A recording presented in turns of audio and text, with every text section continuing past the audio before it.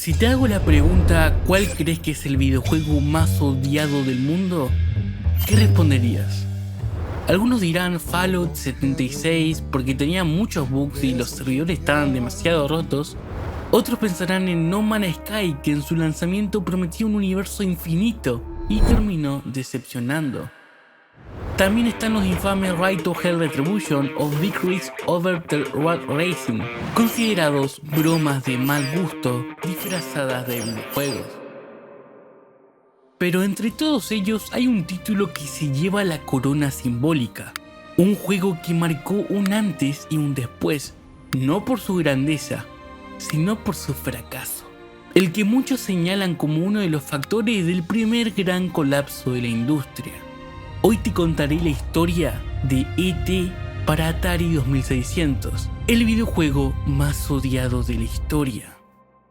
Estamos en 1982. Atari dominaba el mercado con la consola 2600, que estaba presente en millones de hogares estadounidenses. Ese mismo año, Steven Spielberg estrena E.T., la película más taquillera de la historia hasta ese momento. Atari vio una oportunidad millonaria, lanzar un videojuego basado en la película.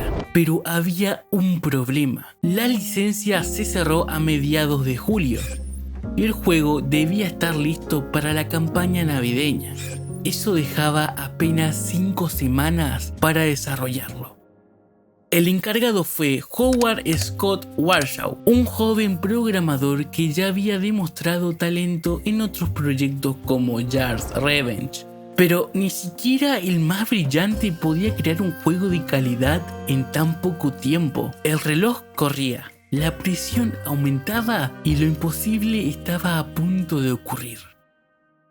Warshaw tuvo 5 semanas para programar todo, 5 semanas para diseñar mecánicas, gráficos, niveles y controles, 5 semanas para transformar una película icónica en un cartucho jugable. La idea sobre el papel no era mala.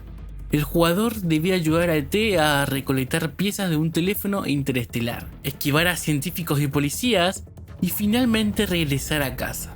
Pero en la práctica fue un desastre.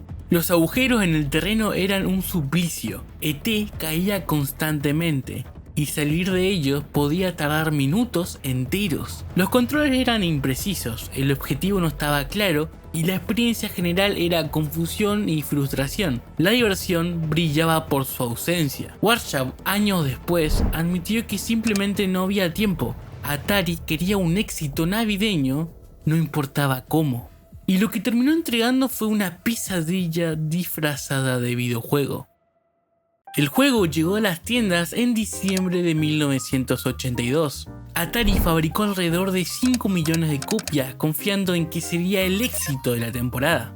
Pero el resultado fue devastador. Los niños que lo recibieron en Navidad no entendían qué tenían que hacer.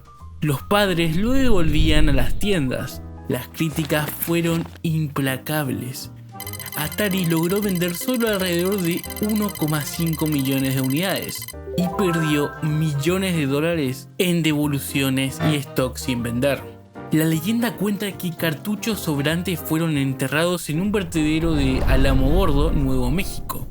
Durante décadas se creyó un mito urbano hasta que en 2014 una excavación confirmó que era cierto. Cientos de copias de E.T. y otros juegos de Atari estaban sepultados bajo tierra, como si la compañera hubiera querido borrar su vergüenza. La historia de E.T. y de todos estos juegos odiados nos deja una enseñanza clara. La prisa y el marketing nunca reemplazan a la creatividad y al tiempo de desarrollo. La honestidad con los jugadores es fundamental y prometer más de lo que se puede cumplir puede destruir incluso a gigantes como Atari. El colapso de Atari tras el fracaso de E.T. fue uno de los factores que provocaron la gran crisis de los videojuegos de 1983, un evento que casi destruye la industria en Estados Unidos. Irónicamente, de esas cenizas surgiría una nueva era, liderada por Nintendo. Entonces, ¿cuál es el videojuego más odiado de la historia? Hay muchos candidatos, cada generación tiene lo suyo, pero ninguna marcó tanto la industria como E.T. No es solo un juego malo, es el símbolo de cómo la avaricia las prisas y la falta de visión pueden hundir a un gigante.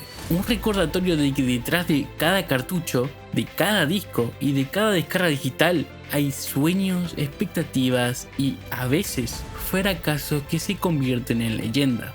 Porque en los videojuegos el odio también hace historia.